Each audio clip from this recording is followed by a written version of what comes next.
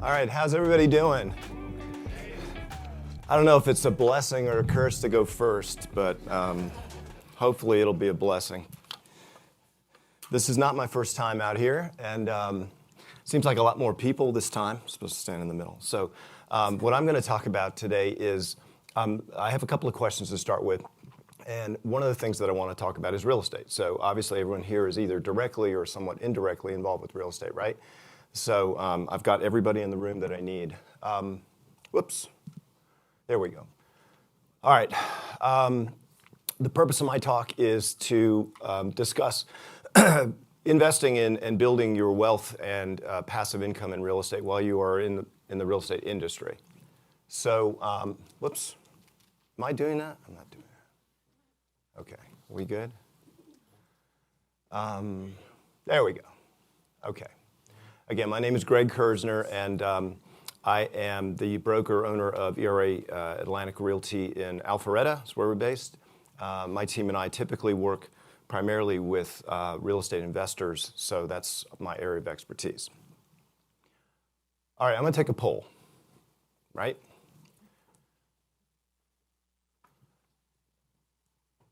How many years on average has everyone been involved in the real estate industry? I know we probably have three buckets of people that are new, people that are sort of somewhere in the middle, and people that have been around like me forever. So on a show of hands, how many people have been involved in the real estate industry for less than a year? Wow. And you're here. Congratulations. All right, so between a year and 5 years.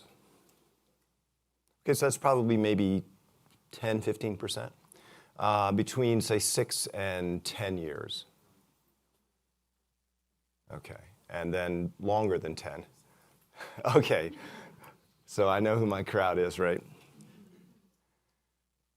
How many of you work with investors? Okay, that's a lot. That's more than I would have thought. I guess a second part question to that is, do you work with investors primarily, or have you, quote, worked with investors, but they're not your primary focus? Most people work, so you do have a few folks that work primarily with real estate investors. Great. Come on. Here we go. How many in this room have or currently invest in real estate properties themselves? Okay, so that's probably maybe 25 or 30%. Right? How many of you have ever or currently have flipped or wholesaled properties? Good. Very nice. How many have developed real estate? Great. What did you do? I developed my own neighborhood in New Orleans. Wow. Very cool. Currently, and I'm building 9 houses too. A little overachiever in front of us. All right. Anyone heard of BRRRR? Lease options, other kinds of investment vehicles? Great. Good. All right. So this is obvious, I would think, and I'm probably supposed to look at the screen instead of turn around, but obviously the majority of our wealth is built in the United States with real estate. It ends up actually being the median value of our real estate is about 10 times whatever our other financial assets are. So everybody in the room is involved in real estate in some way, shape, or form, and you know the value of owning real estate. We as real estate agents have a tremendous amount of opportunity over and above the average investor. We have access to information and opportunities that many other people don't have, right? That's why a lot of people want and come to real estate agents to help find and invest in real estate. We have experience. We know how all of the stuff we need to know. We know our markets. We know how to value properties. Typically, we're very strong at negotiating, and we know how to market and sell stuff. We have connections, trades, attorneys, inspectors, appraisers, everything that we need to invest in real estate.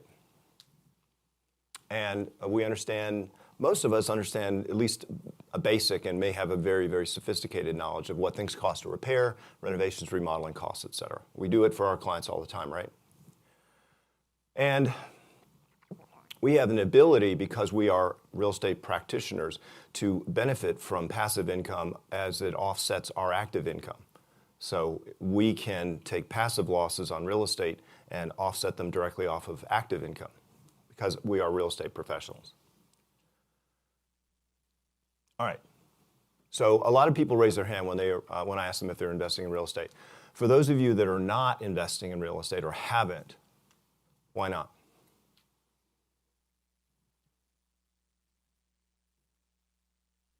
Well, I kind of tend to think that that's because we have limited beliefs or limiting beliefs.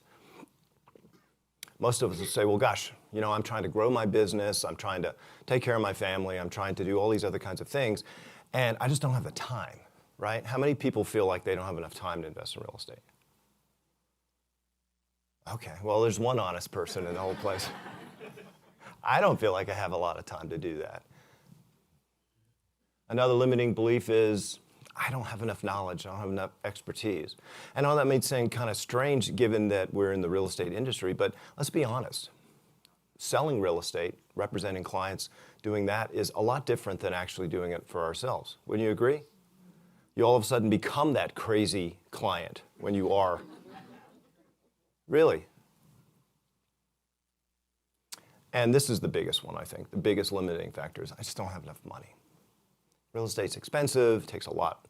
Deposits and investments and, I just don't have enough money, right? Would anyone say that there's anything else? Maybe they have another reason why they don't feel like they can invest in real estate?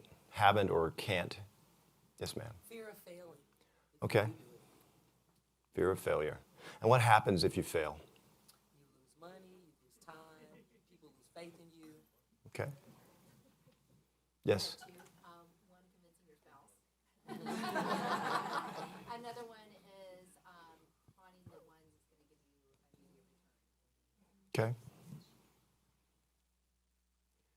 All right, so my goals for today are kind of to see and help you identify and overcome what's holding you back. We can talk about the nuts and bolts. You guys don't necessarily need me to do that, but I do want to talk about the mindset. I want to give you some ideas on how you can get started investing, or if you're already investing, I want to see if I can give you some ideas on how you can really scale, help you ramp up stuff, and also talk about how you balance investing and growing in your business and everything else that you need to do in life, because you've got to have a balance, right? All right, so a little bit about me. Background, I'm old, so I've been around here for a long time. I was licensed originally in 1989. Many of you weren't born at that point, but I was in the real estate industry then. So I've spent 25 years or more in the Atlanta Realtor Association's $1 Million Club. I guess, you heard some of the criteria, and everybody up on this stage today has done a tremendous amount of transactional volume and is very successful in their own right. Although I did broker traditional real estate, where I made most of my impact were in niches. So I focused on doing foreclosure work, working with commercial properties, and currently do a lot of our work with institutional investment funds. Groups like Invitation Homes, Tricon American Homes, Progress Residential, some of these big institutional investors. Also, I am a licensed general contractor, and used to own a management company, and so I know pretty much everything there is to know from stem to stern about how to deal with and invest in residential real estate. So down at the bottom, this is the most important thing. I was a lot like you guys sitting out there early in my career, probably 3-4 years in selling real estate, and had a client who was selling used cars at the Mercedes RBM dealership in Sandy Springs at the time. I don't even know if it's still there. RBM of Atlanta, right? And so he was a car salesman. One of my clients wanted to buy a house, and he started telling me, he said, I own 14 rental houses. I'm like, how do you do that, right? And he just told me this process, and I'm thinking to myself, I'm in real estate, and I have so much more opportunity and so many more advantages, and this guy is just out there doing it. And so I really kind of just put my humbleness aside and said, okay, tell me how you're doing this, because I was kind of embarrassed, one, and two, very intrigued because this person had a full-time job and didn't have, obviously, you make a decent amount of money selling cars, but not a gigantic amount. And how did you end up with 14 properties? And so he walked me through this process. And I really remember that day because it was one of those kind of epiphany days, right, for me, that I said, okay, if this person can do it without any of the advantages, without any of the opportunities and the connections and the things that I have, why can't I do that? So in my journey through, I started buying properties. And like a lot of people, I did it with what they call hard money. Hard money is expensive money, although these days it's actually probably not that bad because regular money is expensive money at this point. And I did flipping, renting, what I couldn't sell very fast. And then what happened was, and this is one of the things that I say is I get you all pumped up to date and want to go out and buy rental property or want to go out and build wealth in real estate. It's a bit of a drug. First one's scary, like you said. I don't know if I'm going to fail or whatever, and if the sky falls. After that, once everything goes well, you're like, okay, then you kind of got the bug, and you want to do it more and more. And I think that's one of the hardest parts too. Is as you start to invest without a plan, you can get a little loose, and you can start to make bad decisions. And so that's kind of what I did. I got real busy. I got a little careless. Started buying things that didn't make sense. And I also realized that this took some time, right? So I was trying to run my business, grow my business, but I also was trying to manage and flip and buy investment properties, and there just wasn't enough hours in the day. So at some point, kind of the family and investing in the business sort of took me to a point where I had to say, okay, enough, I've got to figure out a better way to do this, and I have to have a plan so that I'm not doing one thing well or spinning plates and doing neither particularly well. And again, what I realized at the time is I didn't have a plan, I did not have a process, and I didn't have an accountability. I really lacked the focus and the vision of what I wanted in the future. And one of the things I know Anna is going to talk about a lot of systems and process. Hopefully, no? Not at all? Okay. Okay. But part of it is that whatever you do, whether it's your business plan, whether it's your investing career, even your family, anything, it's important to have a plan and to have that plan and a process in place and to come back and revisit it on a regular basis so that you are staying up with things. I love this. Richard Branson said, business opportunities are like buses. They keep coming. And I think it's really true. I have been personally, that's not me, I don't think, where you get enamored with a property, I've got to have it, and you overpay for it or whatever. And what you don't realize a lot of times is that is just one of many more. And if you let that one go by, there'll be another one right down the line that will work just as well or even better. So we in the industry know that there's always something else out there. And as we continue to look for opportunities to do it, approach it with a plan and be smart about it. All right, so I'm going to touch this real quick, and then I want to talk about some of the real core parts. When you're interested in investing, if you are interested, there's a lot of ways to do it. So we've heard of fix and flip, right, or flip. Difference in fix and flip is you're just flipping for a margin, you're wholesaling, if you will, or fix and flip is where you're actually buying it, you're coming in and you're doing renovations, remodeling, et cetera, adding value, and then you're selling it. Come on. And we've got BRRRR, buy, renovate, rent, refinance, and repeat. That's a very popular thing now. It used to be easier. Now with interest rates the way that they are, it makes it more difficult. But you can still do this, and in many cases you can do it with small amount of investment money and get that money back and continue to do this on a regular basis. Wholesaling, we talked about. House hacking. For those of you that are just starting, or maybe those of you that like to be nomads, house hacking is kind of cool. Does anyone know what that is or never heard of it? Okay. For those of you who haven't heard of it, it's essentially you buy a house, you live in it, you fix it up, you sell it, you move, you buy another house, you fix it up, you live in it, you sell it. And you can continue to do this on and on and on, as long as your spouse allows you to do it. And there is a limit, I'm told. And then developing and building. So there's lots of options here directly to get involved in real estate. Now, again, as you said, the lady over here that's doing a subdivision, it's probably not the first investment you want to jump into. You got to get your dirt costs and know if you've got rock and, and what it costs to put in infrastructure. That's probably beyond your first attempt, and the same thing with building houses, apartments, et cetera. But these are things that are opportunities. And what I'm going to talk about is that you don't necessarily have to do all these on your own, okay? Real estate agents have a great opportunity to work with other investors because you find the deal, you get paid, right? We're getting a commission. Well, let's assume that part of your business plan is to say, one transaction a month I'm not going to put in the bank. I'm going to see if I can roll that into either a savings account, talk to my investor who I'm working with, and perhaps the investor will let me roll my commission in and be a minority partner in a deal. I can learn, I can gain some equity. You can become the sweat equity partner. As I said again, you find something, you put it together, you do the work, and you get someone else to put up the money. You can joint venture. You can use private money. You can bring a deal to an investor. Okay, so for those of you that are investing, how many people want to buy more? Or are you happy? You have a good plan? Okay. So you guys are happy with what you've got, right? Or all right, more. All right, is there anyone that doesn't want more? Anyone's like, I got too much? No, okay. So for those of you that haven't or are kind of stuck, and we've talked about what I thought, the top 3 limiting beliefs are, and we've discussed some other ones. How do you deal with that? Well, I call this the Dickens process, right? And I learned this from Tony Robbins. Dickens process is, if you think about it, we've all seen the Christmas Carol, right? The ghost of Christmas past and Christmas present, Christmas future. It's sort of going through your negative beliefs. And mine, as I mentioned, are I don't have enough time, I don't have enough knowledge, I don't have enough money. Well, what Tony Robbins talks about in going through this is okay, what happens if what you have right now continues into the future? So if you don't have enough time, you don't have enough knowledge, you don't have enough money, and you don't put all of that into practice in the future, it's kind of a scary future, right? So you have to sort of say, okay, this is a belief. Is it true or not? Or is it just a belief?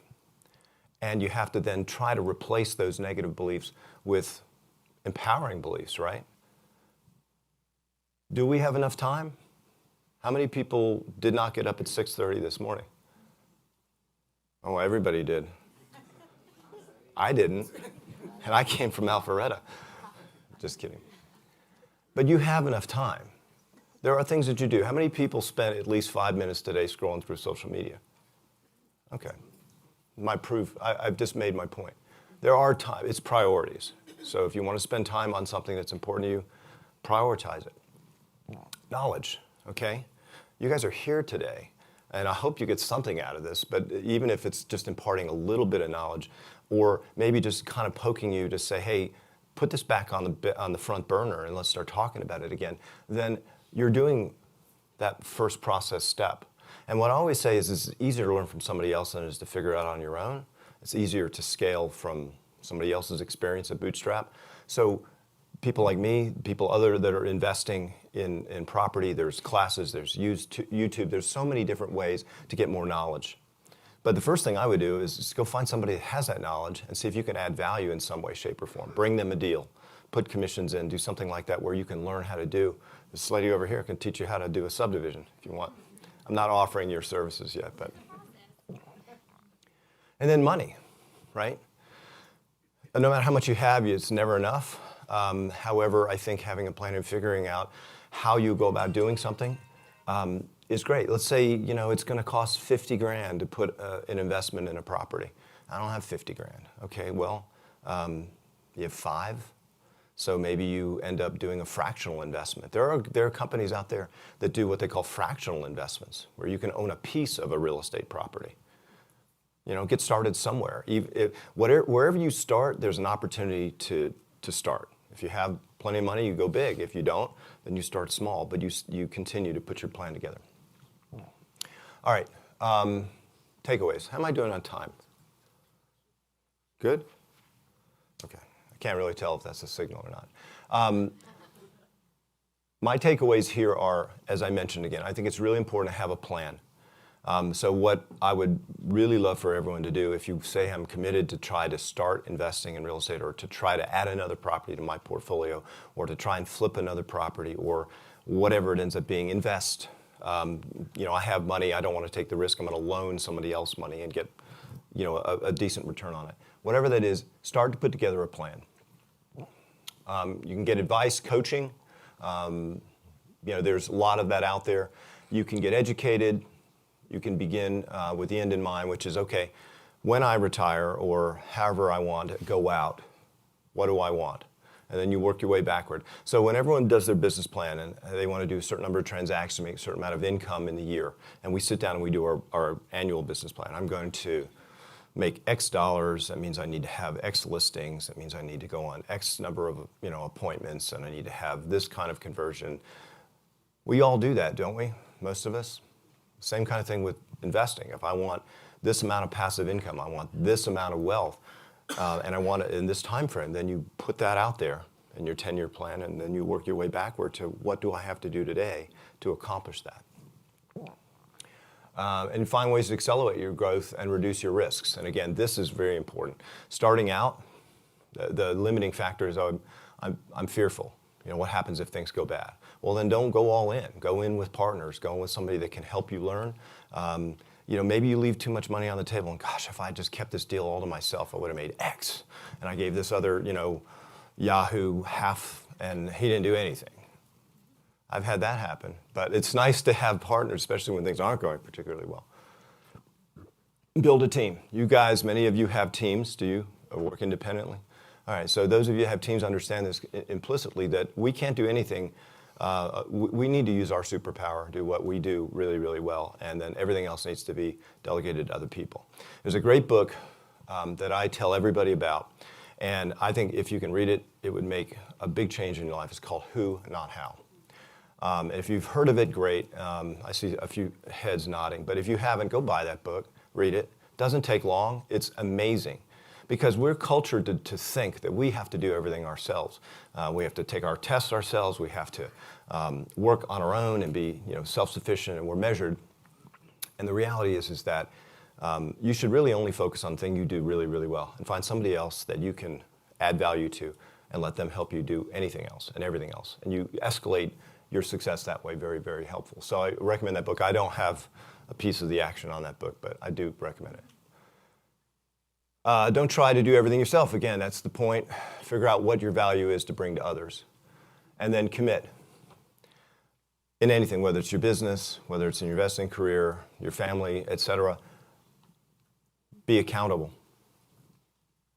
And there's a lot of people in the room, let's say as we work in our mastermind, maybe the people at your table, you say, okay, we're all going to do this, and you got my card and I got your card, and I'm going to do this is what we're going to commit to. And then maybe a month from now, you guys follow up with each other.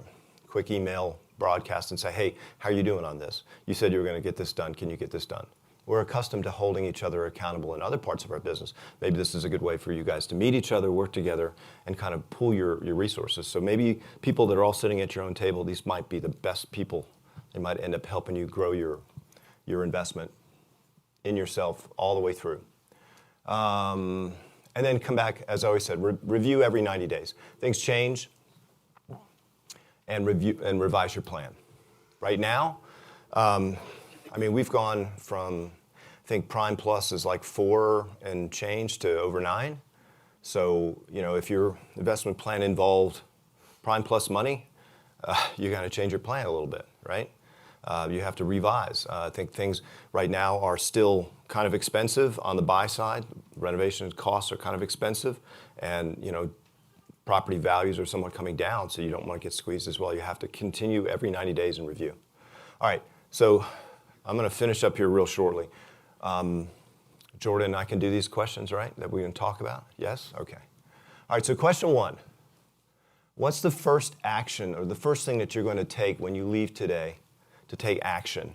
If those of you who are not interested in investing, just turn me off. But for those of you that say, gosh, I want to somehow get moving, or I want to get this starting to scale. What one action? Let's not do a bunch, but just pick what. What's the major thing you're going to come out of this conference and take action to do today? Think about that. Number 2, go through your own limiting beliefs. I put up what I think the most common ones are. Maybe those are all yours. Maybe you have more. I have like 6 or 8. I have lots of problems. I'm not even going to share those because they're very personal, but I look over there and I'm like, okay, there's not just those 3, but your limiting beliefs. And then let's talk about, and if you've ever done the Tony Robbins thing, I recommend it. If you don't, just go through and say, okay, write down what your limiting belief is, and then replace that with an empowering belief, right? I don't have enough time. I have more than enough time because I spend my time wisely. What are those being? Third question, who or what will you leverage to help get your goals? There's a lot of people in this room that can help you leverage. Maybe it's your broker, maybe it's your spouse, maybe there are investors that you work with as a broker. As your clients, you reach out to them and say, look, I really want to invest. I want you to help me. Can we do this together? Be surprised. And then finally, the last question is, what do you have to give up to get what you want? And I think that's an important one because you're like, well, Greg, you said you struggled when trying to grow your business and also trying to invest, and I can't do everything. What am I going to give up? Well, I think you have to make that decision on your own. There is a cost value for everything that you do. Hey, if I'm going to put more energy into my business, I have less time for my family. If I'm going to put more energy into investing, I have less time to play the stock market. Whatever it ends up being, I think that's really, really critical. But if investing for yourself is an important part of who you are, that's something I really suggest. And to me, and Anna and I talked this a little bit before, I'm 60 years old. I've been selling real estate for over 30 years. And I like selling real estate, but I'm sort of more towards the end of my career than I am at the beginning. And what you don't want to do is feel like you have to work into your 70s because you can't pay your bills. And we in the real estate industry make great livings, great incomes. But if we're not essentially being smart with that money and investing in things that create passive income and wealth, then at some point you're going to say, gosh, I'm broke. I don't want to have to keep selling real estate. Or maybe you do, but that should be your choice rather than your requirement. So I suggest everybody, because of the advantages you have, the opportunities you have, and the industry that we're in, that you know better than anybody else, to seriously consider trying to figure out how to get that moving forward. And whatever it looks like for you, whether it's 1 property, it's 10 properties, it's 100 properties, it's whatever. All right? So probably went a little long, but am I good, or do I need to ask questions? Okay. All right. Well, thank you very much. I hope that it will only get more exciting from here.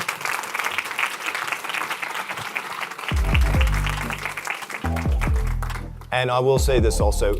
I would love to help anybody or talk to anybody about anything related to this. I could bore you for hours.